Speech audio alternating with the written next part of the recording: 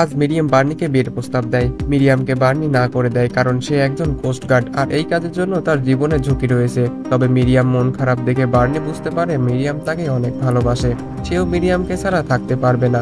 এই জন্য সে মিরিয়ামের প্রস্তাবে রাজি হয়ে যায় আর তারা ঠিক করে 16 এপ্রিল তারা বিয়ে করবে। নিয়ম অনুযায়ী বিয়ে করার জন্য অফিসারের থেকে পারমিশন নিতে যায়। এদিকে দেখানো হয় ব্যান্ডেল নামের একটি ট্যুর জাহাজ যা বিশাল সামুদ্রিক ঝড়ের কবলে রয়েছে। এই জাহাজের ইঞ্জিনিয়াররা শিবার্ট ফোন করে জাহাজের ক্যাপ্টেনকে জানায় জাহাজের গতি কমাতে। 1 মাস আগে এই জাহাজের ফাটলে ওয়েল্ডিং করা হয়েছে। এই অবস্থায় জাহাজের গতি না কমালে জাহাজে আবার ফাটল লাগতে পারে। এই পরিস্থিতিতে ক্যাপ্টেন গতি কমাতে রাজি হয় না। শিবার্ট পপ নামের এক ব্যক্তিকে জাহাজের ফাটলগুলো কেমন আছে দেখতে বলে। পপ বাইরে যায় এবং বাইরে থেকে ফিরে এসে শিবার্টকে জানায় জাহাজের গতি এখনই কমাতে হবে, গতি না কমালে এই ওয়েল্ডিং ফাটলকে আটকে রাখতে পারবে না। শিবার্ট ক্যাপ্টেনকে বলতেই যাবে, ঠিক তখনই